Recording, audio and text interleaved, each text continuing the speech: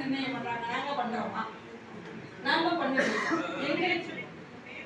என் பேரு சாந்தி. நாங்க வந்து பரணத்துக்கு பக்கத்துல குப்பங்கிற கிராமத்துல கோழி வளர்த்துருக்கோம். இதுல வந்து உத்தரவு பேச்சுவார்த்தை அரசாங்கம் எங்களுக்கு தெரியாதுன்னு சொல்லிட்டாங்க. இது அம்மா பண்ணாங்க. ஏன் இந்த அரசாங்கத்தால பண்ண முடியல இருக்குது? இல்லை, யாருக்காக இருக்குது? இது அரசாங்கத்துக்கு நாங்க வைக்கிற கேள்வி. நீங்க அரசாங்கத்துக்கு கண்டிப்பா அனுப்புங்க. அம்மா வந்து எம்டி செக் வாங்கக்கூடாதுன்னு சொன்னாங்க. கம்பெனி எம்டி செக் வாங்குது. நாங்க என்ன பண்ணிடுவோம்? எங்க இடத்துல அவங்க கோழி கொண்டாந்து விடுறாங்க, எம்டி செக் வாங்குறாங்க. 70 ரூபா ப்ரொடக்ஷன் காஸ்ட் இருந்தது, இப்ப 90 ரூபாயா மாத்திட்டாங்க. எங்களுக்கு அந்த விலையை ஏன் அவங்க உயர்த்தி கொடுக்கல? இந்த கோழிக்கு விலை யார் நிர்ணயம் பண்றாங்க? ஃபார்மர் பண்றாங்களா? அரசாங்கம் பண்ணுதா? கம்பெனி பண்ணுது. அதுல 1 ரூபாய் எங்களுக்கு சேர்த்தி கொடுக்கறதுல அவங்க என்ன குறைஞ்சு போயிடுவாங்க? விலைவாசி ஏறிடுச்சுன்னா அரசாங்கத்துக்கும் தெரியும், உங்களுக்கும் தெரியும், எங்களுக்கும் தெரியும். ஏன் எங்களுக்கு 1 ரூபாய் சேர்த்தி கொடுக்க கூடாது? இந்த கம்பெனி இல்ல இன்னொரு கம்பெனிக்கு போனோம்னா அவங்களும் அதே தான் பண்றாங்க. 65 கம்பெனி இருக்குது, 65 கம்பெனி இதான் பண்றாங்க. இப்ப என்னை எடுத்துக்கிட்டீங்கன்னா நான் பல வேலைகள்ல கமிட்மெண்ட்ல இருக்கிறேன்.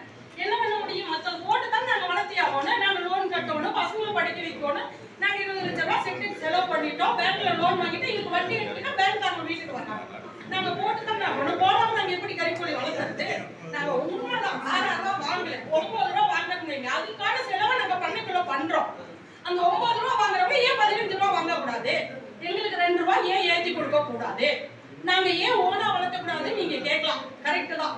நாங்க ஓனா வளர்த்தி கோழி சந்தைக்கு வர்றப்ப அந்த கார்பரேட் நிறுவனம் எங்களுக்கு அன்னைக்கு கோழி விலையை குறைச்சிடுறாங்க. ஆட்டுக்கறி 800 ரூபாய்னா 800 ரூபாய்க்கு விற்குது. கோழிக்கு விலை யார் நிர்ணயம் பண்றது? நான் 500 கோழி வாங்கி வளர்க்குறேன், அன்னைக்கு கிலோ 70 ரூபாய்க்கு வந்துடுது. அன்னைக்கு நஷ்டம் எங்களுக்கு. அந்த நஷ்டத்தை ஈடுகட்ட எங்களுக்கு வசதி இருக்குதா? இதுல அரசாங்கம் முயற்சி பண்ணுமா? எங்களுக்கு இலவச கொஞ்சம் கொடுக்குமா? விலையை அரசாங்கம் கொள்முதல் பண்ணுமா? இதுக்குதான் நாங்க முத்தரப்பு பேச்சுவார்த்தையை கேட்கிறோம். நாங்க 6,000 ரூபாய்ங்கிறது தப்பு தான். நாங்க 6,000 ரூபாய் வாங்கல, நான் 9 ரூபாய் வாங்குறேன். அதுக்காக நான் புண்ணாக்கு போடுறேன், மெடிசன் வாங்கி ஊத்துறேன், 2 ஜெண்டா போடுறேன், வேக்சின் போடுறேன். அந்த பணத்தை செலவு பண்ணி வாங்குறேன். ஏமா நீ இப்படி வாங்குற? எதுக்காக நீ இப்படி வாங்குறேன்னு உங்களுக்கு ஒரு கொஸ்டின் இருக்குது. நியாயம் தான், நான் இல்லைன்னு சொல்ல. 5 பேஜ் இருக்கிற கம்பெனி 2 பேஜ் எனக்கு ரிசல்ட் போயிடுச்சு. மே மாசம் 70 ரூபாய்க்கு கிலோ வந்துருச்சு. என் பண்ணையில 45 நாள் கோழி பொடிக்கல. 6 நாள் வந்து அந்த கறிக்கோழி அது உயிர் வாழ்றதுக்கு மட்டும்தான் தீனி எடுத்துக்கிச்சு, வெயிட் வரல. அந்த பேஜ் எனக்கு 6,000 ரூபாய் தான் வந்தது. ஏஜிஎம் வந்தாரு கோயம்புத்தூர்ல வந்து, இந்த பண்ண அடுத்த பேஜ் ரிசல்ட் வரலைன்னா கேன்சல் போடுன்னு என் முன்னாடி சொல்லிட்டு போறாரு. அப்ப நான் என்னத்தை போடுறது? நான் யார்கிட்ட போய் நிக்கிறது? பேங்க் லோன் கொடுத்தது, வட்டி கட்டலினா பேங்க்காரங்க வீட்டுக்கு வர்றாங்க.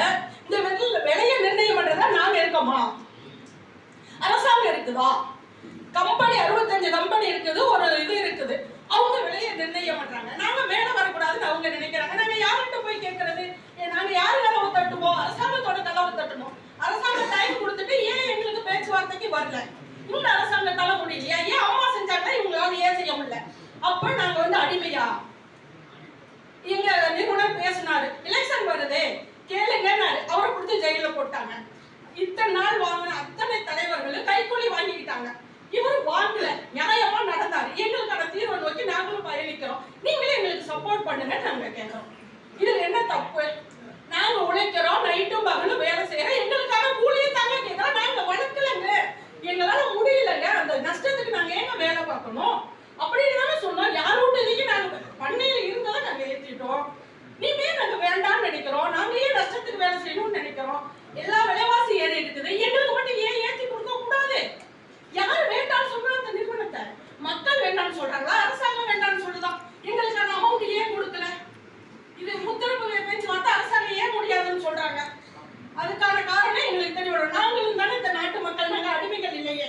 விவசாயிகள் என்ன அடிமையா? எங்களுக்கு பேச்சு சுதந்திரம் இருக்குது, வளர்த்து வேலை செய்ய. நாங்க வேலை செய்யணும், போன் எப்படிங்க வரும்? வராதுல்ல. தப்பு இருந்தா ஏதாவது சொல்லுங்க. என் பண்ணை கேன்சல் போட்டாங்க, நான் அடுத்த கம்பெனிக்கு போகணும். அவங்க வந்து அக்ரிமெண்ட் போட 1 மாசம் எடுத்துப்பாங்க. திருப்பி ஏன் இந்த கம்பெனில இருந்து வெளியில வந்தாங்கன்னா இந்த அம்மா வந்து இப்படி வளர்த்தலைன்னு சொல்லுவாங்க. அவங்களும் விட மாட்டாங்க. அப்ப 20 வருஷத்துக்கு நான் எப்படி வட்டி கட்டுவேன்? என் குடும்பத்தை நான் எப்படி நடத்துவேன்? நான் உங்ககிட்ட எப்படி பேச முடியும்? நான் உங்களுக்கு எப்படி செக் வாங்குறாங்க? இது பயமுறுத்தல் இருக்குதா இல்லையா? கேள்விக்கான பதில் அரசாங்கம் சொல்லட்டும். அவங்க மூலியமா பிரதிநிதியா நீங்க போத்திருக்கீங்க, எழுதி அனுப்புங்க. எங்களுக்கு ஏன் முத்தம் பண்ணாங்க? என்ன தீவிரவாதியா? எதுனால எங்களுக்கு கேட்டோட கதவு திறக்கப்படல? நாங்க விவசாயி தானே, எங்ககிட்ட காசு பணம் இல்ல, உழைப்புக்கு தான் நாங்க ஊதியம் கேட்கிறோம். நாங்க திருடல, நாங்க போய் பேசல, நாங்க எதுவுமே செய்யல. நாங்க உழைக்கிறோங்க, நாங்க பாட்டு விடுறோம், எங்க பாட்டுக்கு நாங்க காசு கேட்கிறோம். 70 ரூபாய் இருந்த ப்ரொடக்ஷன் காசு 90 ரூபாயா மாறுச்சு. எங்களுக்கு வருஷம் நாங்க இனிமே போராட முடியாது. வருஷம் முத்தரப்பு பேச்சுவார்த்தை நடத்தி வருஷத்துக்கு இவ்வளவு எங்களுக்கு வந்து ஆட்டோமேட்டிக்கா எஃப்சிஆர்ல சேர்த்து எங்களுக்கு அவங்க கொடுக்கும். இதுதாங்க எங்க கோரிக்கை. வருஷம் இனிமே நாங்க போராட தயாரா இல்ல. 2013 போராடி இருக்காங்க, 2000 போராடி இருக்காங்க. அப்ப வந்து 4000 ரூபாய் இருந்தது 6000 ரூபாயா மாறிச்சு. இனிமே வருஷம் நாங்க போராட முடியாது. வருஷத்துக்கு வருஷம் வந்து கம்பெனியை பிப்ரவரி மாசம் எப்படி வந்து அதுல வேலை பார்க்குற ஊழியர்களுக்கு சம்பளம் ஏற்றுறாங்களோ அதே மாதிரி எங்களுக்கு எஃப்சிஆருக்கு 20% 10% முடிவு பண்ணி வருஷம் நாங்க போராடாம இந்த பிரச்சனை இனிமே வராம கலைஞரோட ஸ்டாலின் ஆட்சியில அவரோட இதுல எங்களுக்கு விடிவு காலம் வந்ததா விடியல் ஆட்சியா இது இருக்கட்டும், மலரட்டும், நாங்களும் சந்தோஷமா இருக்கிறோம். இதுக்கு வந்து ஐயா வந்து எங்களுக்கு ஒத்துழைப்பு தரணும். நாங்க தாழ்மையோட